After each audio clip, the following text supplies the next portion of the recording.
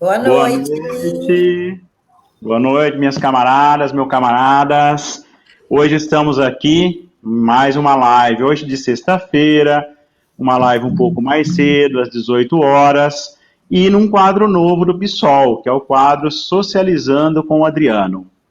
Estou aqui com o deputado professor Carlos Gianazzi, com a pré-candidata a vereadora por Americana, Cirlei Pontes, e com a minha vice, a pré-candidata a vice, a professora Adriana de Abreu. É com muita satisfação que a gente recebe o deputado hoje aqui, né?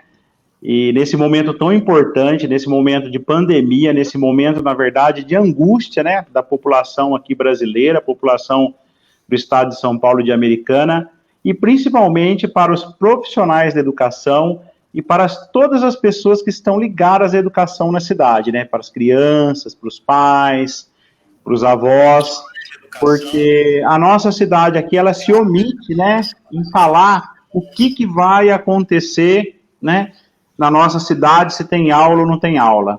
Então, fica um jogo de empurra-empurra, ninguém resolve nada, e a cada dia mais contaminados e mais mortes. Então, nossa live de hoje, o Socializando com o Adriano, o assunto é sobre volta às aulas presenciais. Volta às aulas presenciais. Adriana, com você a palavra. Todas e a todos. Vocês me ouvem, mas não me veem, é isso?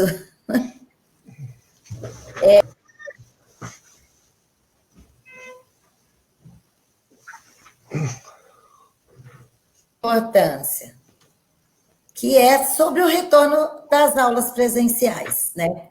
Nós defendemos que não retorne. Nós sabemos o perigo desta ação. Então, nós vamos ter uma ampla conversa hoje. Eu sou a professora Adriana e sou pré-candidata a vice-prefeita pelo PSOL Americana, e o PSOL é um partido que tem orgulho da sua legenda e orgulho de seus camaradas, diferente dos pré-candidatos que nós temos em Americana, que esconde o seu partido, não coloca a sigla. Nós somos o PSOL Americana e temos orgulho do PSOL Americana e temos orgulho do PSOL do Brasil inteiro e muito orgulho desse camarada que está conosco hoje. Portanto, hoje para nós é um sextou em festa. Nossa festa é pelo trabalhador, pela população, sobretudo aqueles que sempre estiveram à margem, que nunca tiveram seus direitos garantidos. São esses que irão morrer se forem infectados, pois não têm acesso à saúde, não tem como fazer o isolamento direito. Então, é uma noite muito importante essa. Obrigada, passo a palavra.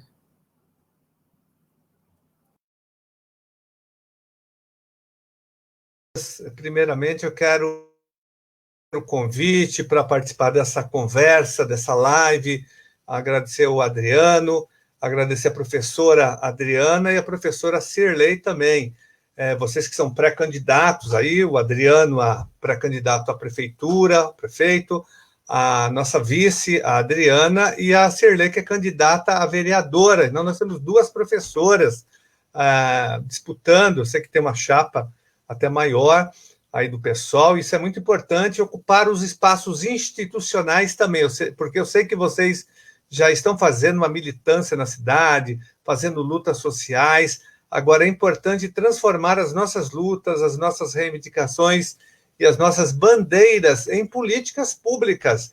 E para isso é importante ocupar os espaços institucionais, na Câmara Municipal de Americana, ocupar a prefeitura para, né, eternizar essas políticas públicas, essas bandeiras, essas reivindicações que nós defendemos. E vocês escolheram um tema muito importante, que é o tema do momento, que é sobre a questão da volta às aulas ou não, nesse momento tão difícil. em que a gente vive uma grande pandemia, uma crise sanitária, não só sanitária, uma crise política, econômica, sanitária, uma crise ambiental, sem precedentes no Brasil e no mundo. E é inacreditável que o estado de São Paulo, sendo praticamente o centro dessa crise na América Latina inteira, é o estado onde nós tivemos o maior número de mortes até agora, foram 31 pessoas mortas pelo coronavírus. O governador Dória, publique no Diário Oficial uma resolução, a resolução 61, determinando a reabertura das escolas, inicialmente nesta semana ainda, agora no dia 8, na última terça-feira, né, de forma facultativa, e depois apontando já para o dia 7 de outubro. É um absurdo que ele faça isso. São Paulo é o epicentro da crise do coronavírus, o nosso estado. O estado de São Paulo já teve mais mortes, Adriano e Cirano, do que a Espanha. Um país como a Espanha, que teve muitas mortes, não teve o mesmo número de mortes que o estado de São Paulo.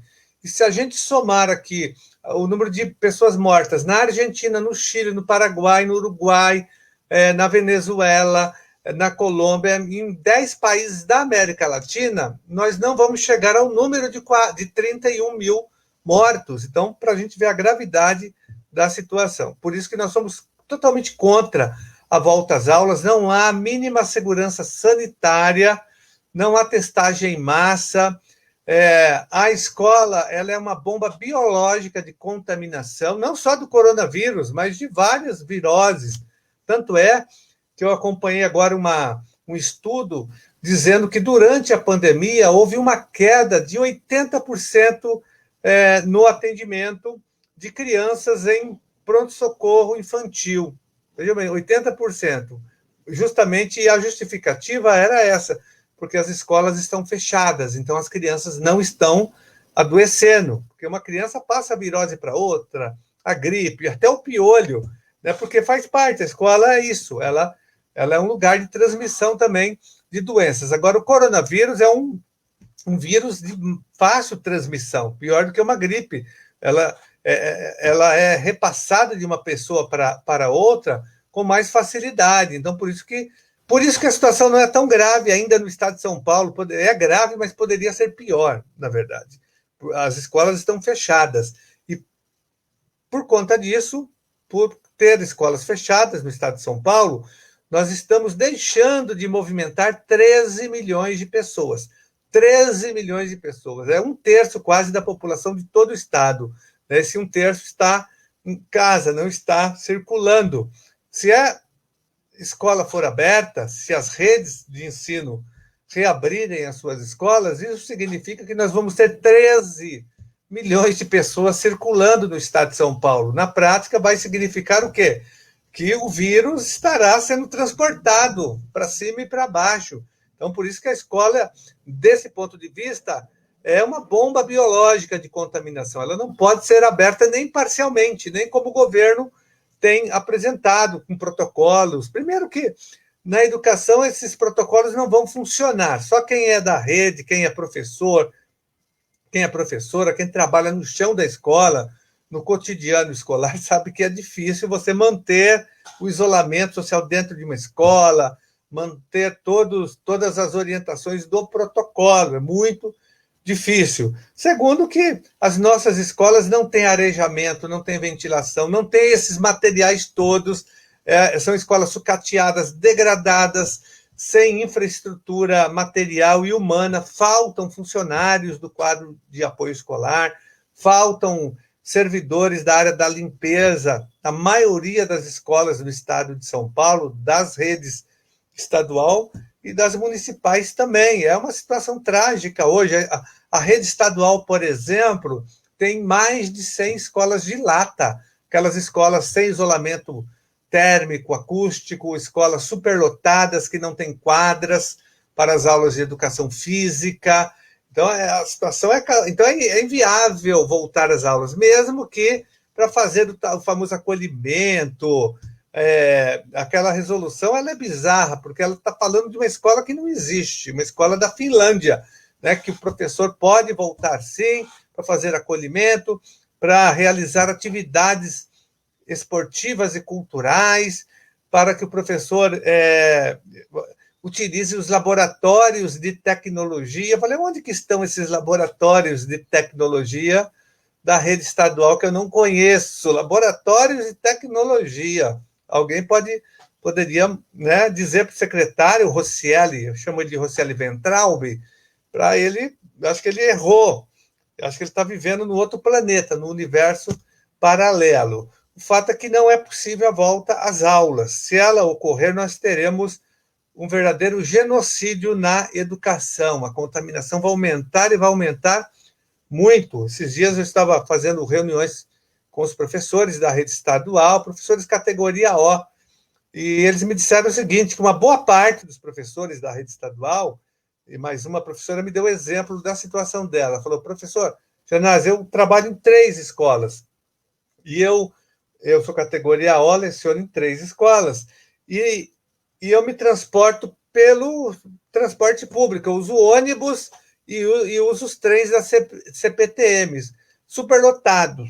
Ela falou, e por dia, somando as 3 escolas, eu vou me relacionar com quase 1.000 alunos, porque eu dou aula em várias salas, eu vou estar em 3 escolas, então eu vou estar em contato com ela falou, quase 1.000 alunos, juntando as 3 escolas. Imaginem vocês, então, essa professora, ela pode se contaminar no transporte público, que é bem provável, no ônibus, no trem lotado da CPTM, ela pode se contaminar tendo essa relação, esse contato com quase 1.000 alunos.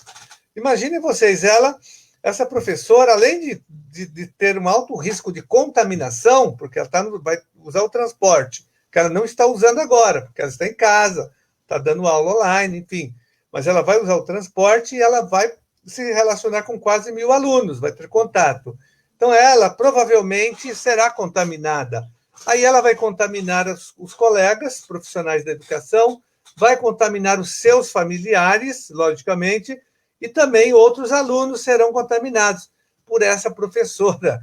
Vocês imaginam, então, o que não vai acontecer? Quantos professores, quantos servidores do quadro de apoio escolar se movimentam como essa professora, através do transporte público, por exemplo, e muitos professores lecionam em 2 ou 3 escolas.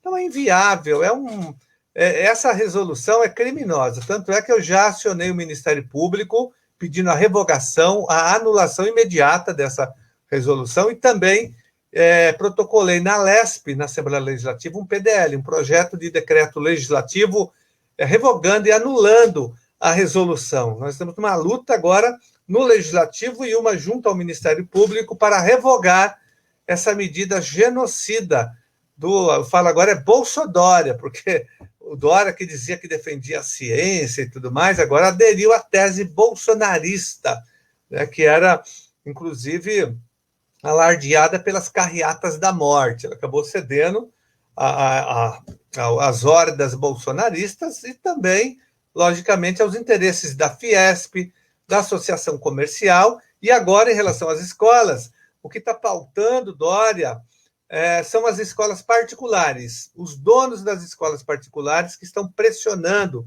através da associação, eles têm sindicato, associação, é um grupo que tem lobby, tem poder, tem influência no Conselho Estadual de Educação, na Secretaria da Educação, tanto é que hoje mesmo eu vim agora, acabei de sair da Assembleia Legislativa, Adriano, e eu fiz uma denúncia contra o secretário Roscielli, que ele está fazendo propaganda agora, ele está indo nas escolas. Ontem, ele está publicando na rede social dele, no Facebook, que ele visitou a escola de São Carlos, onde a escola voltou, né? Então ele mostra ele com algumas crianças, fazendo propaganda, incentivando a volta.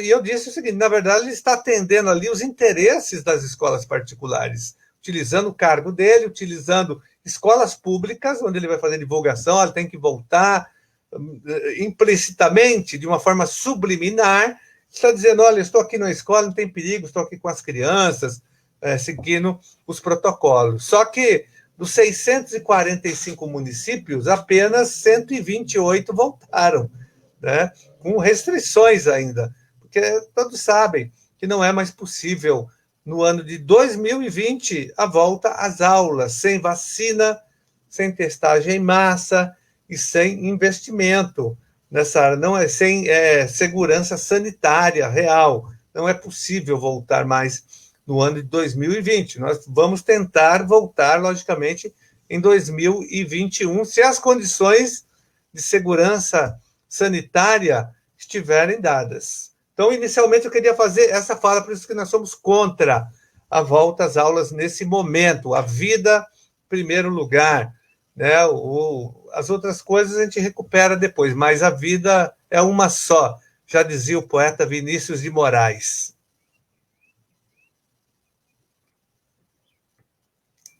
Agradece muito, não só sua presença, né, mas palavras certeiras, né? A gente está aí mesmo hoje, né, de frente com o governo Bolsonaro, com o governo Bolsonaro, e nós temos o governo Omar aqui, que são todos governos genocidas.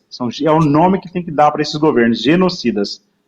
E vou tirar um minutinho aqui, dar uma boa noite pro pessoal que chegou aqui com a gente. A nossa live sempre com muitas pessoas, não só aqui acompanhando, mas o pessoal comenta e faz pergunta, né? Tem o Edson Santos, boa noite, Edson, a Fátima Pontes, presidenta do Sindicato dos Trabalhadores nas Confecções, a MH, presidenta do partido, Juliana, Rosana Vaz, Regina, Elizabeth, Domingos, Adri, Desotti, o Pedro Antônio Chiquite, a Renata Abreu, Jair Bonfim, professor do Estado, Bruno Francisco também, professor do Estado, Fernando, Marilda.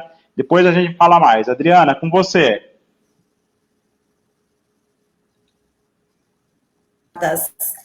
Do pessoal Marília, a Nayara, que está conosco, e o pessoal Araras, a Adri Desotti, a minha xará, e um monte de amigas e companheiras de trabalho aí.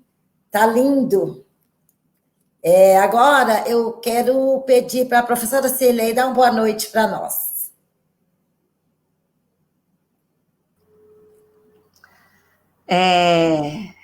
Boa noite.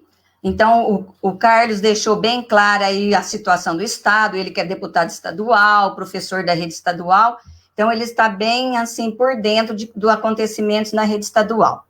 Eu vou colocar um pouquinho da rede municipal, para, né, todos ficarem sabendo como que está, como gostaríamos que estivesse, dar exemplo de lugar que deu certo, para que possa ser feito aqui, e principalmente para que a gente possa unir a nossa luta, né?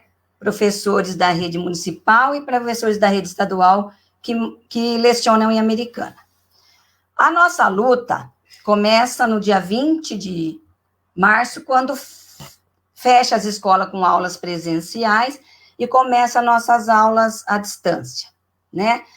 A Secretaria Municipal monta um Conedu, que é pelo Drive, feito pelos funcionários da Secretaria de Educação, pelo setor de informática.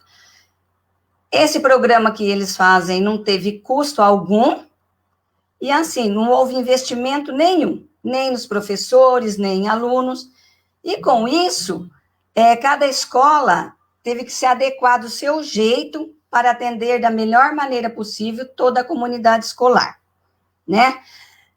E nós temos um exemplo de como pode ser feito de outra maneira, que é na nossa cidade vizinha aqui de Limeira, né? Lá, as aulas à distância, quem prepara tudo são os supervisores, né? Que é essa função deles, é passado para os professores têm o direito de revisar, de dar a sua opinião, e para depois esse material ser passado para os alunos. Então, todas as ações que vão acontecendo lá, a gente percebe que, assim, eles estão caminhando para que as aulas presenciais não voltem esse ano, né? E quando o secretário de Educação percebe que essa não vai ser possível, ele chama os professores para uma reunião, onde os professores têm direito de falar. Logo após, a Secretaria de Educação faz a sua pesquisa junto aos pais, que é a função deles, né? Só depois disso, percebendo que não vai ser possível voltar, é que o prefeito faz o decreto de não volta às aulas esse ano. Aqui, a secretária de Educação, Evelene, em todas as entrevistas que ela dá, ela fala e não diz nada, né? Lembrando que ela foi acometida pela doença, né? Então, devido a essa ausência de defesa da classe trabalhadora na educação, o professor Fernando, que é professor tanto da rede municipal como da rede estadual, resolve montar um comitê para defender a nossa classe trabalhadora, né? Um comitê volta às aulas, não. Nesse comitê, já tivemos 3 plenárias e com ações vitoriosas, sendo que nessa última, queriam empurrar para os professores a função que é da Secretaria de Educação. E, através do comitê, os professores se reuniram e decidiram dizer não a essa função que não é nossa, né?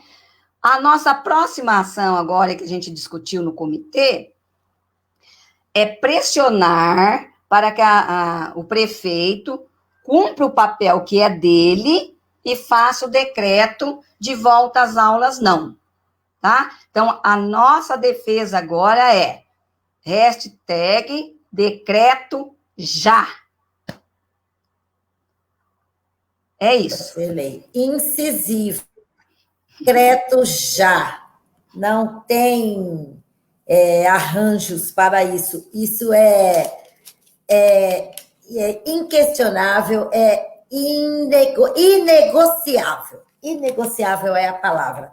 Pessoal, boa noite de coração aqui para o Emerson, Renata, nossa professora de matemática, a Divina, a Rosana Vaz, o Hugo, a Jurema, a Rosana Med, nossa companheira de luta, a Denise, o Renato, a Cida, a professora Cida de Artes, a Aderi Abreu, Silvia, o André Bellini, Margarete Geraldo, Luciane, Bruno Canova, nosso pré-candidato a vereador pelo PSOL Americana, que nós não temos vergonha do nosso partido, nós temos orgulho. A Adriana Pontes, a Regiane, o Vlamir, a Regina Abreu, Bruno Francisco, nosso militante, Giovana Santos, querida professora, lutadora, Fernando Márcia Souza Magalhães, a Miriam Naves, nossa pré-candidata a vereadora pelo PSOL Americana, com muito orgulho, né, Miriam? A Aline Almeida, nossa camarada, a Luciana Polini, professora, batalhadora, Marcos Neves, nosso pré-candidato a vereador pelo PSOL Americana, com muito orgulho, é um professor geógrafo, Fernando Costa Alves, nosso camarada, companheiro de lutas, que idealizou e fez acontecer o comitê Volta às Aulas Não pela Vida, que agora adotou a hashtag Decreto Já, o Marnajar. O Pedro Chiquite, que inclusive tem uma pergunta para o deputado que eu vou passar daqui a pouco, viu, deputado? Assim que eu terminar de dar boa noite aqui. O Everton de Pontes, o Éder Lucas, professor também, querido companheiro, Simone Lima, Denise da Rocha, a Pastorione. A Pastorione é uma reverenda que luta pela igualdade de gênero. É uma pessoa de luta. Eu estou lendo aqui, viu, pessoal? E é isso, eu li, eu espero não ter deixado passar ninguém, mas se eu deixei, me perdoe. Tem uma pergunta aqui, deputado, do Pedro Chiquite, que ele é um militante do PSOL e ele é um estudante também.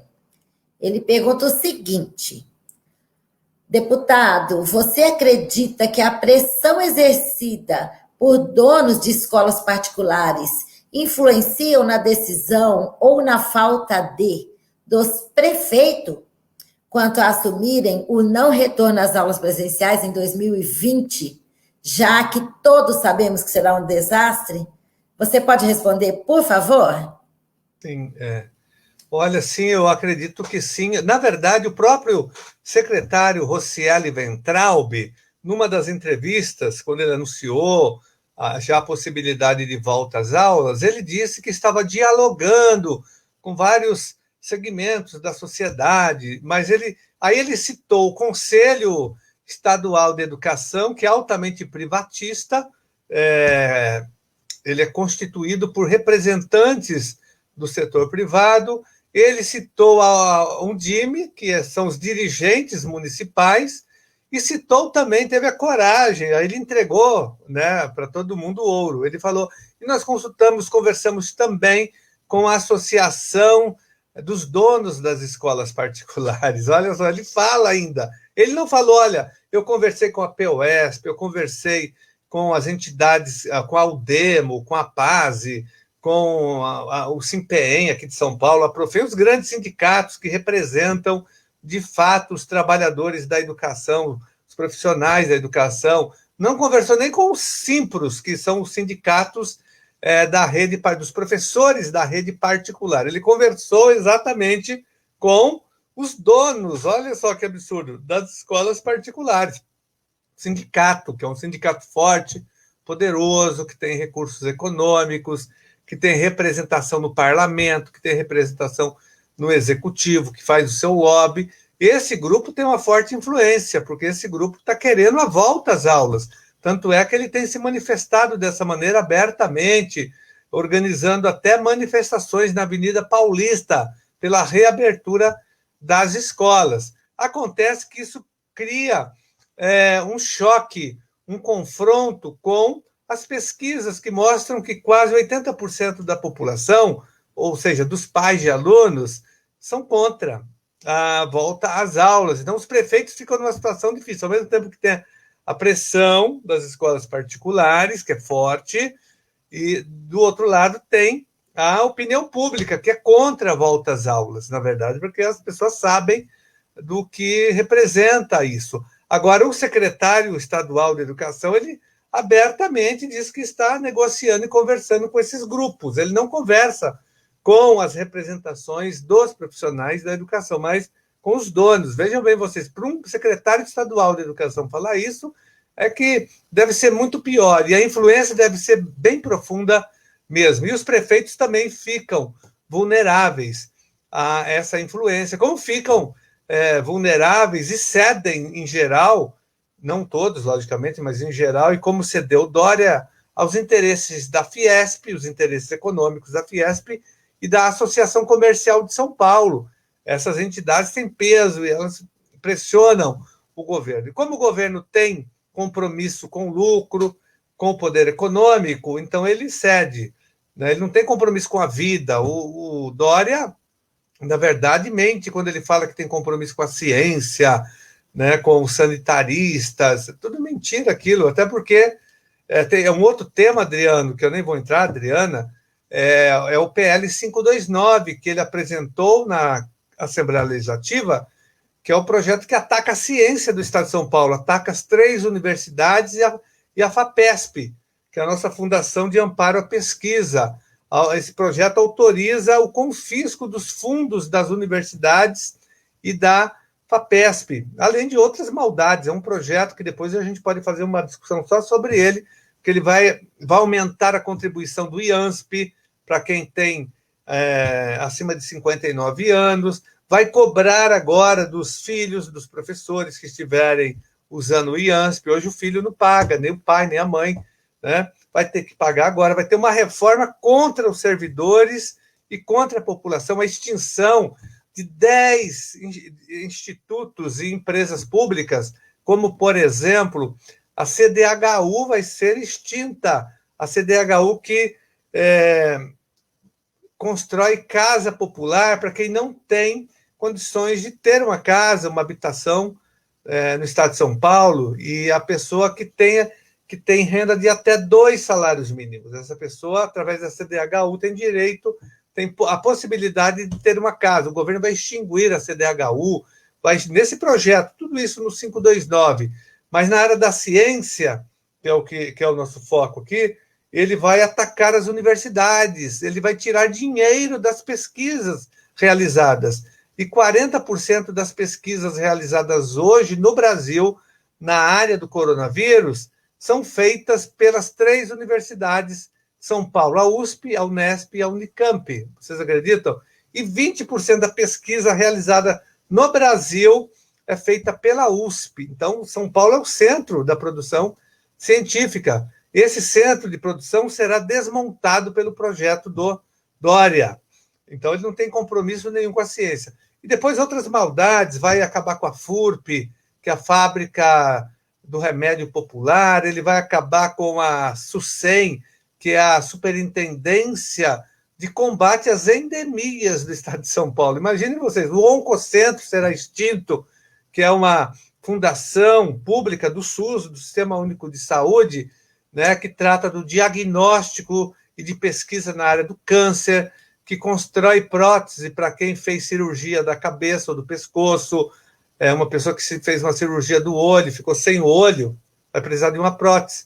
Então, o Oncocentro gratuitamente produz pelo SUS para as pessoas que não têm condições econômicas. Ele vai acabar com várias fundações da área da saúde, vai atacar a pesquisa, a ciência das universidades, a FAPESP, retirando dinheiro. Teremos demissão em massa de servidores, quase 6 mil servidores serão demitidos do Estado de São Paulo. Mas estou dizendo isso, que é um outro debate, mas está dentro também do que vocês estão falando, que o Dória não tem compromisso nenhum com a ciência, nem com a vida. O compromisso dele é justamente com o poder econômico da Fiesp, da Associação Comercial de São Paulo, dos donos das escolas particulares, logo dos mercadores da educação do Estado de São Paulo. E é isso nós estamos denunciando exaustivamente. Por isso que ele teima em apontar para a volta às aulas. Ele está sinalizando para esses setores, entenderam? O que nós estamos propondo? Só para... mas o Janã só denuncia o tempo todo. E qual é a proposta de vocês? Olha, nossa proposta é muito simples. Nós sabemos que não haverá reabertura das escolas nesse período, no ano de 2020. E mesmo em 2021 só vai reabrir mesmo em fevereiro ou março. Então, nós temos aí mais de 6 meses pela frente, que é o momento para, eu falo em termos do Estado, mas os municípios podem fazer o mesmo. Mas vamos pegar a rede estadual. A rede estadual tem a FDE, a Fundação para o Desenvolvimento do Ensino. O que eu estou dizendo ao secretário? O secretário tem que pegar a FDE e colocar a FDE para trabalhar. A FDE tem que montar equipes, grupos de engenheiros e arquitetos para fazer uma reformulação geral das escolas estaduais, que estão sucateadas, degradadas. A gente não pode mais voltar para uma escola anterior à pandemia, sem ventilação, sem arejamento. Nossas escolas, em geral, são fechadas, abafadas. Então, esses grupos de arquitetos, engenheiros, teriam que reformular as escolas do ponto de vista arquitetônico, né, e já preparar a construção das novas escolas de uma outra forma, porque a pandemia veio para ficar, essa é a grande verdade. Por mais que nós tenhamos a vacina, sempre haverá brecha para o vírus. A própria Organização Mundial da Saúde está dizendo isso, ela veio para ficar. Então, nós temos que nos organizar para enfrentar, de agora em diante, o coronavírus. E a escola, como nós conhecemos, essa escola tem que ser modificada do ponto de vista estrutural, físico, e do ponto de vista humano também. Então, a secretaria tem que fazer isso. Eu falo para o secretário, tem que, não é reformular, é reconstruir muitas vezes uma escola, mas fazer, no mínimo, essas adequações que eu citei, de ventilação, arejamento. Nós temos que acabar com a superlotação de salas. Agora, eu sempre defendi isso, e vocês também, é uma defesa do Magistério Nacional, mas agora chegou o momento, né, de dizer o seguinte: não é possível voltar para uma sala de aula com o coronavírus, com a pandemia, com 40 alunos, com 35 alunos. Nós queremos, no máximo, 25 alunos por sala, e é muito ainda. Essa é a nossa luta histórica do Magistério Nacional, do Fórum Nacional em Defesa da Educação. E também, ainda nesse tempo em que os alunos estão em casa, e os professores também, nós estamos exigindo que a Secretaria da Educação banque computadores para todos os alunos da rede pública, computadores e banda larga, acesso gratuito à internet em todo o estado de São Paulo, e para os professores também, porque os professores, muitas vezes, por conta dos baixíssimos salários, não têm como bancar banda larga, tem pacote ali que é pequeno, ele não tem um computador atualizado, que dê a ele condições de trabalhar. Isso daí é o mínimo que o Estado tem que fazer, porque ele tem dinheiro, tem recursos, e também montar um programa de alimentação escolar, que ele não fez. Ele, inclusive, entrou na Justiça derrubando uma ação civil pública do Ministério Público, da Defensoria Pública, que nós pedimos para que todos os alunos recebam o valor, não a merenda escolar, mas o valor de uma alimentação digna durante um mês. O Dória, atendendo aí uma parte da nossa reivindicação, porque logo que começou a pandemia, eu apresentei esse projeto de lei na LESP, mas ele só atendeu uma parte da rede. Dos 3.500.000 alunos, ele só atende 700 mil, e pagando um valor ínfimo de R$55 por mês para a criança se alimentar. Isso dá mais ou menos R$2 por dia. Isso é inviável, né?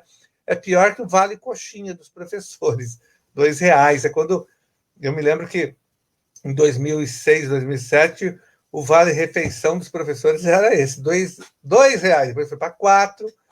Vocês se lembram melhor do que eu. Então, é isso que ele ofereceu. Mas até o MP foi para cima. A Defensoria Pública, nós ganhamos na Justiça, mas então o Dória recorreu para não bancar esse programa de alimentação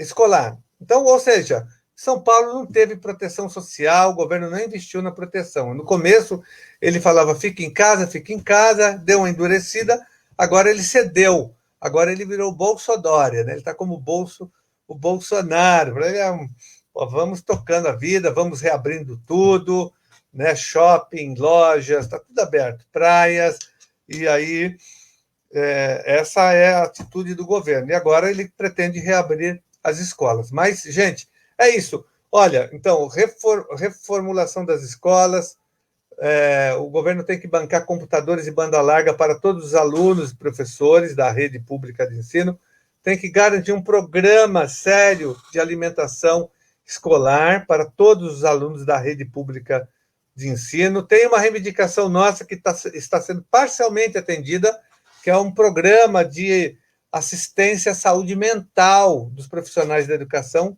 e dos alunos, porque na pandemia há o desgaste emocional, psicológico, há estresse na pandemia, há medo, há insegurança, há incerteza, e com isso vem a doença mental, vem a síndrome do pânico, vem a depressão, isso vem, ninguém escapa, ou quase ninguém escapa impunemente a um isolamento social, uma pandemia como essa, sem que a sua saúde mental seja minimamente afetada. Todos nós estamos sendo afetados do ponto de vista mental. Porém, algumas pessoas são mais afetadas e têm mais dificuldades de lidar com isso. E aí nós precisamos de um programa de assistência à saúde mental dos professores e dos nossos alunos. Isso é fundamental. Isso ele contratou agora, anunciou a contratação de 1.000 psicólogos para o estado de São Paulo para dar algum tipo de acompanhamento. É pouco ainda, estou falando aqui de um estado com 45 milhões de habitantes.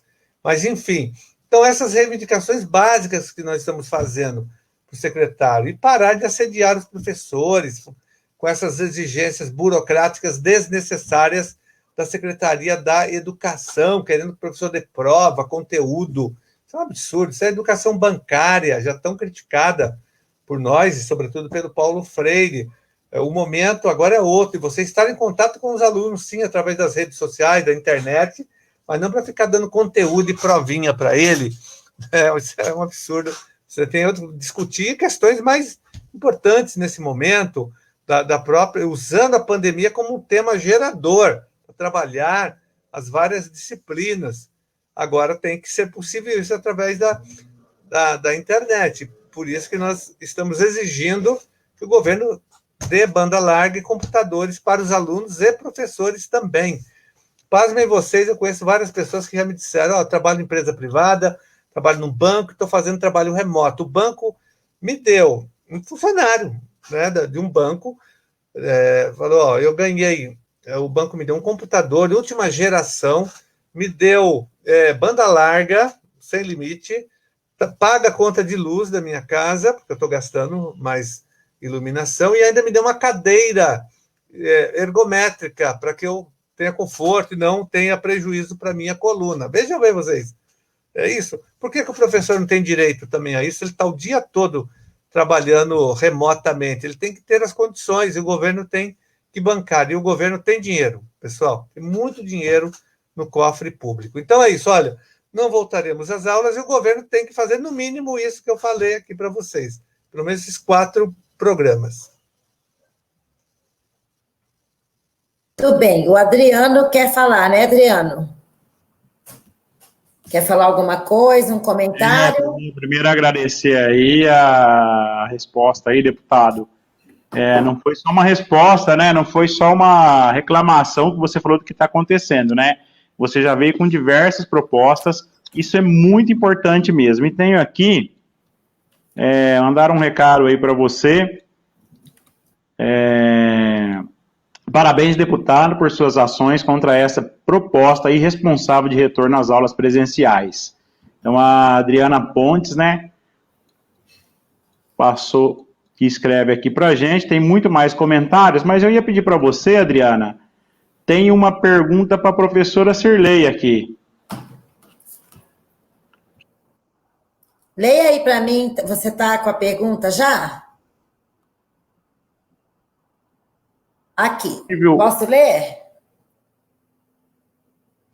Ô, professora Cirlei, a professora Adriana, que não sou eu, minha xará, está perguntando se, na sua opinião, a prefeitura, ela dispõe de suporte material, tecnológico, de formação, para que os professores ministrem essas aulas remotas. Ela disponibilizou esse suporte? Como eu disse lá na minha fala, né? O que nós conseguimos aqui foi só esse Conedu, feito pelo pessoal da informática, que não teve custo algum. E, assim, é desnecessário eu refalar tudo que o professor Gianazzi falou. Tudo que acontece na rede estadual também acontece na rede municipal. Até mesmo o Conselho Municipal de Educação, viu, colega Gianazzi, né, formado aí, toda vez que participei durante 6 anos, toda vez que vai se formar o conselho, coloca as escolas que estão conveniadas lá para participar, para sempre sair as coisas do jeito que eles querem, né? E a gente tem exemplos aí de prefeituras que fizeram o que a gente está pedindo, que é o mínimo, que foi colocado aí pelo Gianazzi, né? Temos o exemplo aqui de Limeira, que fez, além de fazer a adequação, tudo, ela oferece para os alunos, no dia que eles vão retirar o material, que é uma das maneiras que foi colocada para quem não tem acesso à internet, que isso a prefeitura está devendo, oferece uma cesta alimentação. E nessa cesta tem até carne. Isso você está fazendo a parte que o Gianazzi aí colocou em termos do Estado, que a prefeitura também tem que fazer, né, a parte da alimentação, e você consegue também aproximar o aluno para que você acolha todos, não fiquem de fora, né? E assim, o mínimo que a prefeitura pode oferecer, como não houve um gasto nas escolas até agora, com os alunos todos em casa, e quem está gastando é o professor, tudo do bolso dele, computador, internet, tudo. Todo esse dinheiro que tá ficando aí no caixa da prefeitura, o mínimo que ele pode fazer é gastar com computador e internet para os alunos e para os professores. Então, não é necessário que eu me alongar, né? Tudo isso que o professor Gianazzi falou, a nível estadual, também acontece a nível municipal. Isso aí, professora Cirlei. Tem mais uma pergunta aqui, Cirlei, que dá para você já... Não, depois você responde. Você já acabou de responder, depois você responde. Adriano, você quer... Deixa eu dar uns boa noite aqui, rapidinho. A Tamires com a gente, a Aderi Abreu, que tem pergunta aí que eu vi, a Silvia Mendes, uma das Rosana Nunes, Ana Carolina Araújo, Sabrina Ribeiro, Débora Lana, Valquíria Arroio, Jair Bonfim, Carlos Roberto Florian, o Sérgio Azevedo. E só um comentário da Rosana Vaz, que ela disse que ela é professora de escola particular e as escolas particulares diminuíram a hora-aula para R$6, senhoras e senhores, para que os próprios professores queiram voltar à aula presencial, porque precisa se alimentar, precisa pagar uma internet e tudo mais, né? A Mari também está conosco. Que joia. Pode falar, Adriano. Tem aqui, para a gente, como a hora nunca para, e live boa realmente é rápida, né? A gente gostaria de passar aqui umas 2 horas aqui, né? Nesse assunto, e principalmente por ter a presença aí do deputado com a gente, o professor Carlos Gianazzi. Mas tem uma pergunta para você, Adriana.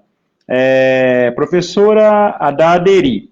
Professora Adriana, explique melhor sobre o ensino híbrido que é colocado, que será adotado caso haja o retorno das aulas presenciais.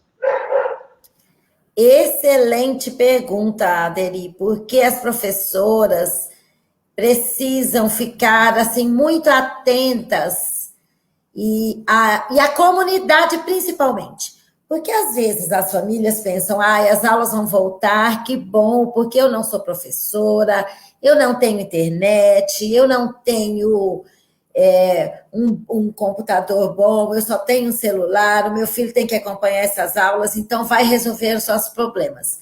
Não vai, pessoal, não vai.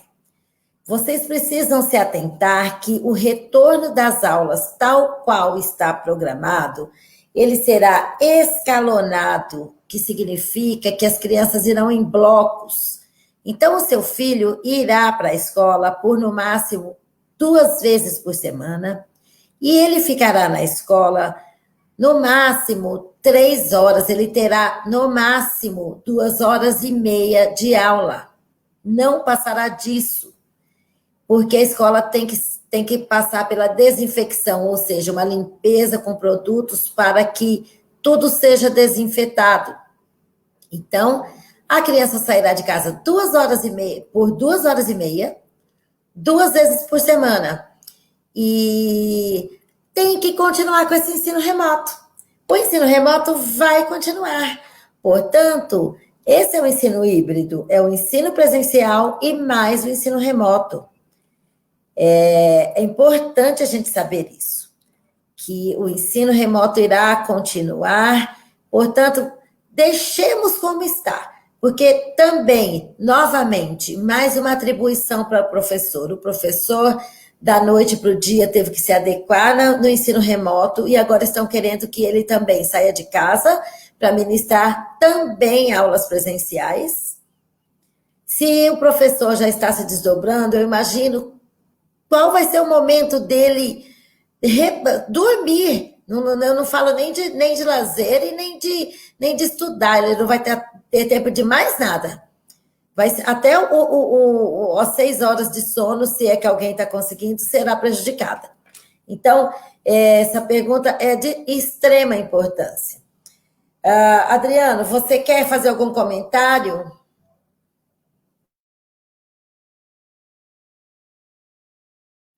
Eu vou aproveitar e já jogar 2 perguntas para você, né?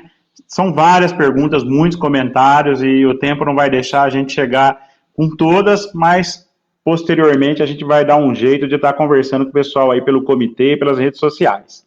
O Bruno Canova, ele pergunta se houver pessoas infectadas em escolas estaduais, se o prefeito pode ser responsabilizado. E o André Luiz Bellini, ele faz a seguinte pergunta: deputado, há como confiar nos dados oficiais de óbitos que sinalizam queda das mortes? Deputado? Olha, não é confiar. Eu não confio e muita gente não confia nesses dados, entendeu? Há uma subnotificação explícita, clara, que os próprios meios de comunicação divulgam o tempo todo, que os números divulgados não são reais, é muito pior, eles são maiores.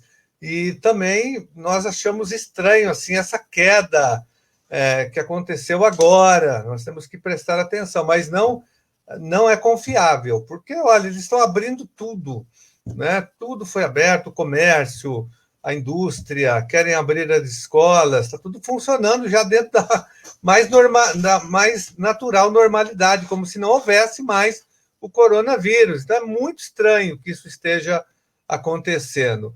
Em relação a se o prefeito pode ser responsabilizado, olha, primeiro que eles estão tentando jogar a culpa sempre no professor. A resolução 61, né, ela trouxe junto com ela um termo de responsabilidade, que o professor assina se responsabilizando pela volta e pela possível contaminação. E os pais também se responsabilizam. É um absurdo. O Estado, de uma forma covarde e perversa, ele faz tudo para que as escolas sejam reabertas, só que ele não se responsabiliza pela contaminação, ele joga a responsabilidade para a comunidade escolar, sobretudo para os professores e para os pais. É um termo de responsabilidade, acreditem se quiser. Aqui em São Paulo, na capital, foi aprovada uma lei também de retorno às aulas, onde no próprio projeto de lei diz que a responsabilidade é da comunidade escolar, caso haja contaminação. Ou seja, a mensagem que o poder público passa é o seguinte: vamos reabrir, mas se acontecer a contaminação, o problema é de vocês, a responsabilidade é de vocês, pais e professores, eles não querem se responsabilizar. Então, essa é uma pergunta difícil. Eu acho que tem que responsabilizar o prefeito, porque o prefeito que decidir pela abertura, e ele tem autonomia, isso é importante. Essa resolução número 61 do Dória, ela não é compulsória no sentido que a prefeitura tem que seguir. A prefeitura tem autonomia, ela é um ente independente, né? A prefeitura não tem que seguir essa determinação do Estado. O prefeito pode decidir pela não reabertura. É o que aconteceu na maioria do Estado. Os municípios não aderiram, pelo menos nesse primeiro momento. Espero que façam o mesmo no dia 7 de outubro, pelo menos para esse momento, que era a reabertura, né, para atender as escolas particulares, na verdade, de acolhimento e etc., como consta na resolução. Essa decisão não foi acatada pelos prefeitos em geral. Agora, eles podem acatar o dia 7 de outubro, por isso que é importante que haja mobilização, pressão, trabalho de conscientização da população. Mas muitos municípios também já anunciaram que não voltarão no dia 7, que aulas só em 2021. Prefeitos, inclusive, ligados ao Dória. O prefeito de Santo André já anunciou que não tem volta, Mauá, vários municípios, inclusive da Grande São Paulo. Rio Claro já decidiu que não volta mais em 2020, já encerrou esse debate. Então, é importante que em cada município a gente crie esse debate e jogue a responsabilidade para o prefeito aí, porque o prefeito, ele agora é o responsável pela abertura ou não das escolas, e ele tem que ser pressionado a manter o fechamento e só voltar quando houver vacinação, testagem em massa e segurança sanitária. Aí sim a gente volta.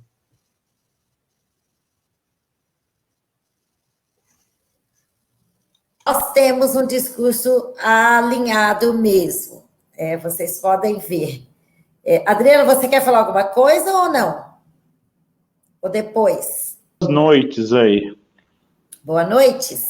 Isso, tem muita gente aí. Diga aí. Então vamos lá. Está aqui com a gente a Meire, a Dirla, a Demar Ribeiro, o Joilson, nosso pré-candidato a vereador pela saúde, comentando aqui, estão banalizando a morte, com esse MP conivente, leniente, a vítima torna-se culpada. A Jurema com a gente, a Mari, um abraço, Mari, a Silvana Mara Cassiano, a Giovana Santos, Marinilze Fontolan, Rosana Vaz, Marlene Ruiz, Marcelo Ramos, a Sueli, Regina, Rosana Medi e muitos outros, mas como eu estou falando aí, nosso tempo está acabando, né? Então, Adriana, com a palavra aí para você, para a gente já partir aí para um encerramento, né? Que pena, né? Mas a gente vai ter que partir para o encerramento. Não, mas não é pena, não. Foi ótimo. Juliana Soares com a gente também. Juliana. Tá? Foi ótimo. Foi, assim, um happy hour de responsa.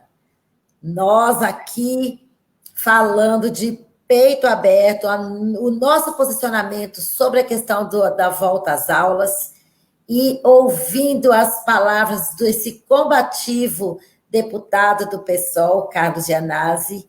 Então, foi maravilhoso. Passa rápido porque é bom, como sempre. Eu quero fazer meus agradecimentos, mas antes, eu acho que eu devo só uma resposta breve para uma pergunta da Renata sobre a situação das pessoas que trabalham com transporte escolar.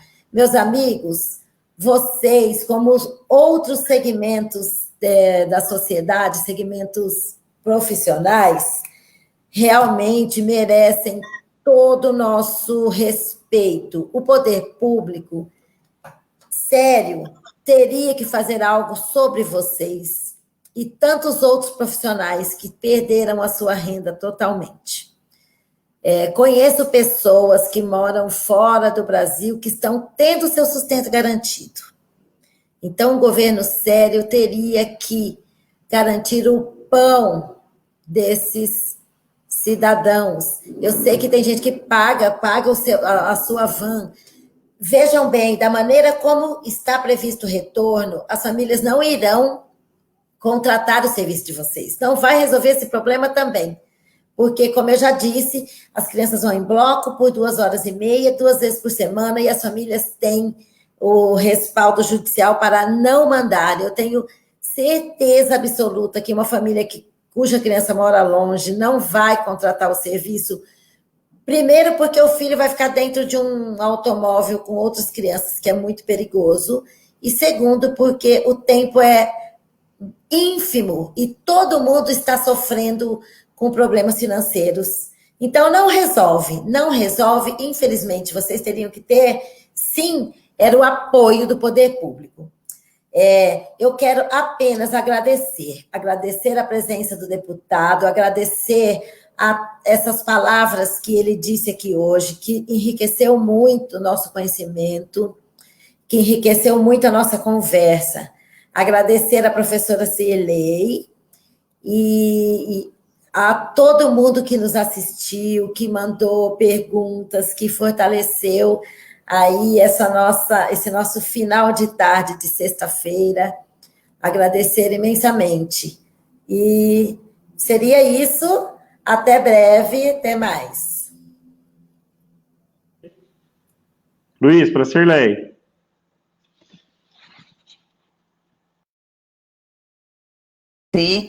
E eu acho que o que aconteceu aqui, atrás das câmeras, aconteceu aí com a participação de vocês, né? Houve, assim, um casamento ideal entre a fala minha como professora municipal e a fala do deputado Gianazzi como professor da rede estadual, né?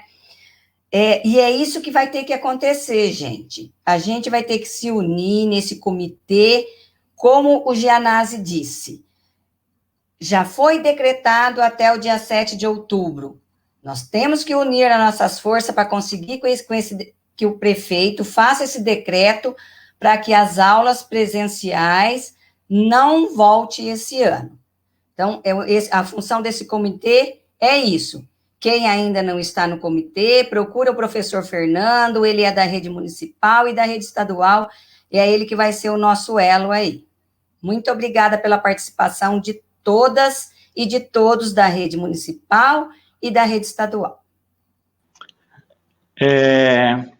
Gente, o pessoal não para de chegar. Agora nós estamos aqui com o Dr. Renato com a gente, a professora Silvia, a Denise da Rocha Mendes, Tamires, o Juan, a Rosimeire, a Dora Abreu, nossa querida Dora Abreu, a Maria José, o Edivaldo, Osmarina, Rosana Nunes. Então, se eu ficar olhando aqui, eu não vou parar de dar boa noite. A nossa live está excelente. E eu queria aproveitar, deputado, na sua fala final aí, recebi por WhatsApp, né? Não é uma pergunta, a pessoa assim, pediu o seguinte, né? É meu sobrinho. Pede para o deputado deixar a opinião dele, o que é viável para a nossa sociedade no momento. Então, deputado Carlos, com você a palavra. Olha, Adriano, antes de só responder essa pergunta e fazer as minhas considerações finais e o meu agradecimento, só queria comentar o que disse a Adriana sobre os transportadores escolares. É bom que todos saibam que logo que começou a pandemia, o governador Dória abandonou os transportadores escolares, demitiu todas as merendeiras terceirizadas da rede pública de ensino e também abandonou as cuidadoras de crianças com deficiência, tanto do Estado como das prefeituras, que havia um convênio.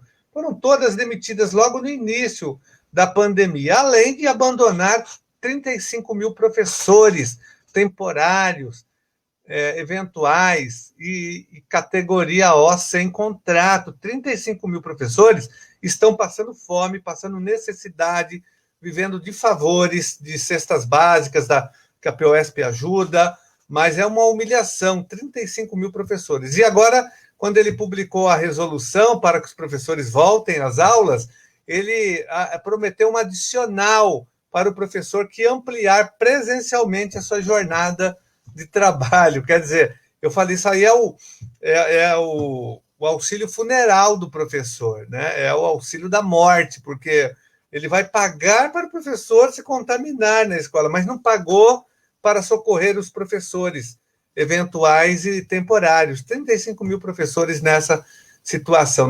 Eu apresentei logo que começou a pandemia um projeto de renda básica estadual, emergencial, sobretudo para socorrer esses setores que eu citei, e também os transportadores escolares. Eu sei porque eu sou diretor de escola pública, importante o transporte escolar, e sem aula o transporte não funciona realmente. Então, o Estado tem que socorrer esses trabalhadores, né, isentando do pagamento do IPVA, dando para eles uma renda básica emergencial para garantir a sobrevivência desses trabalhadores que auxiliam a educação até o fim da pandemia. Vários países do mundo fizeram isso. O programa de proteção social é isso, tem que ter isolamento social com proteção social. A Argentina fez, não estou falando nem de país rico, como a Inglaterra, Estados Unidos, todos eles fizeram, mas aqui o Uruguai fez, o Paraguai, até o Paraguai socorreu seus trabalhadores, e o Brasil não socorreu, só teve a renda básica emergencial de R$600, porque nós da oposição, foram os partidos de oposição, como o PSOL, o PT, o PCdoB, que lutaram para que houvesse os R$600. Agora, Bolsonaro está surfando, falando que é dele, mas é mentira, é da oposição, né? Agora, o Estado de São Paulo, o estado mais rico do Brasil e da América Latina, não deu um centavo de renda básica emergencial, não ajudou, não aprovou o nosso projeto, né? Não socorreu nenhum setor aqui em São Paulo dos trabalhadores, sobretudo esses aqui que eu citei. Então, nós estamos ainda tentando com os transportadores escolares, que é o caso mais grave. São milhares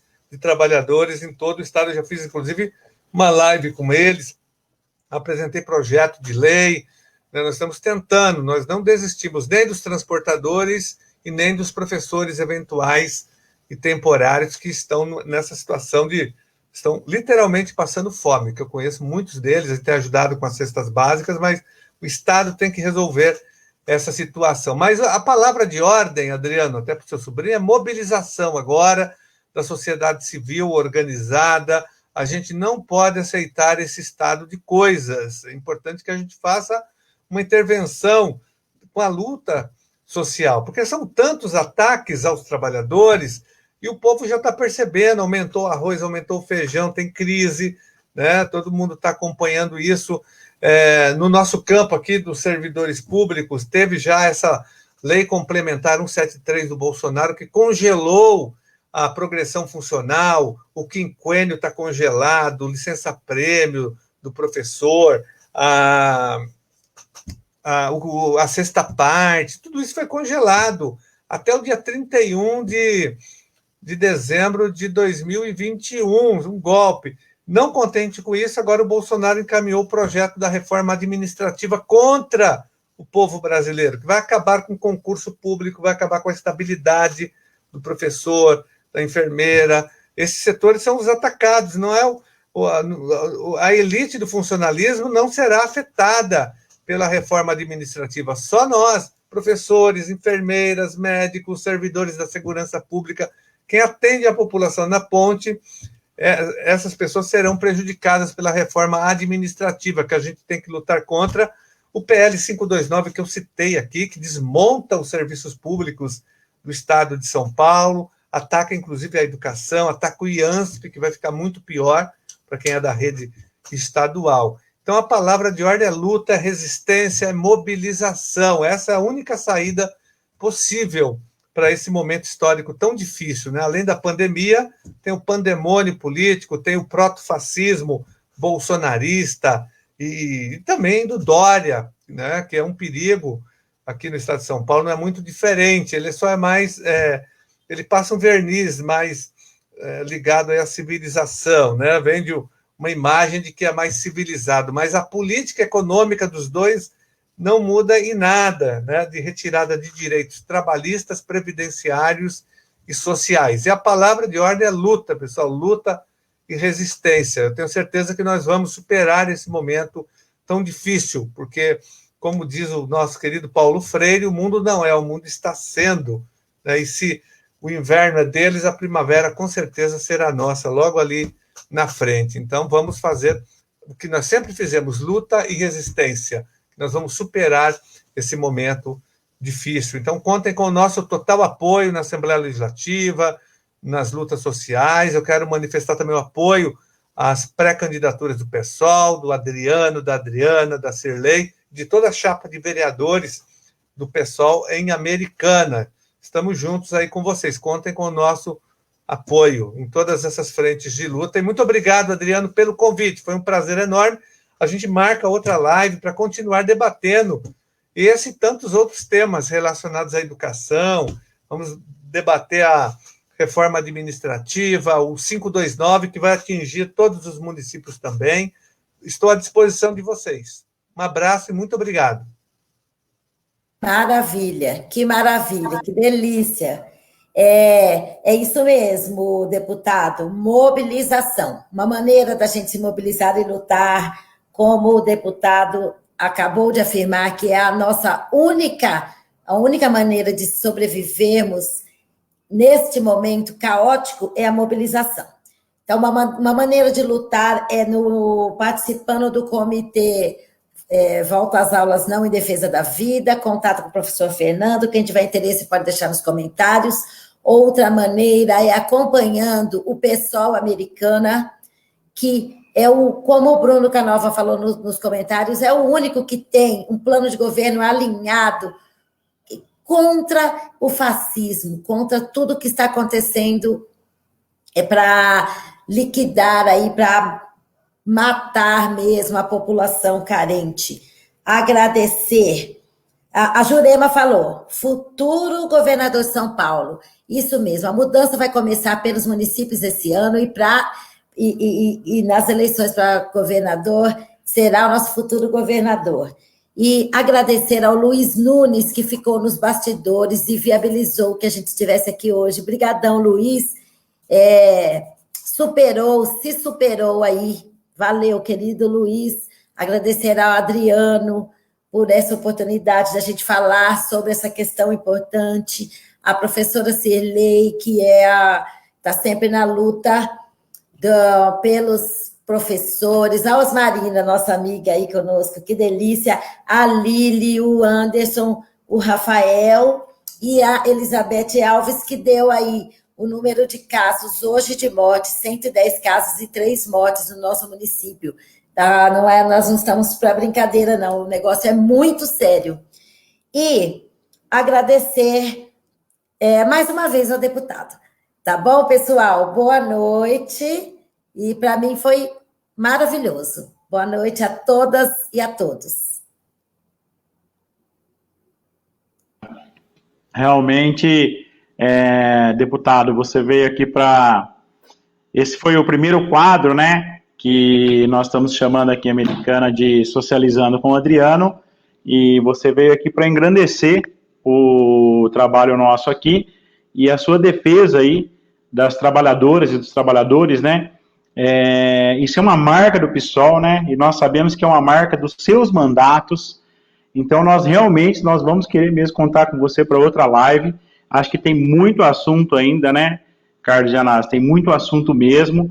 E as pessoas têm participado das nossas lives, têm acompanhado a gente. A audiência foi muito boa mesmo, excelente. E o que nós temos sempre é só agradecer aqui no final e sempre, né, falar assim, pô, fica aquele gostinho de quer mais, né? Tá todo mundo querendo ouvir, tá todo mundo aqui, o pessoal não sai da sala, mas chegou o final mesmo, gente. Terminamos mesmo, né? Então, boa noite a todos, né? Uma gratidão sempre pela presença de vocês e até a próxima live. Semana que vem, voltamos na quarta-feira às 19 horas, tá bom? Vou registrar aqui, gente. Olha o passarinho. Sorriam. Aí, muito obrigada. Tchau, tchau. Tchau. Até a Carlos, próxima. um minutinho aí, Carlos.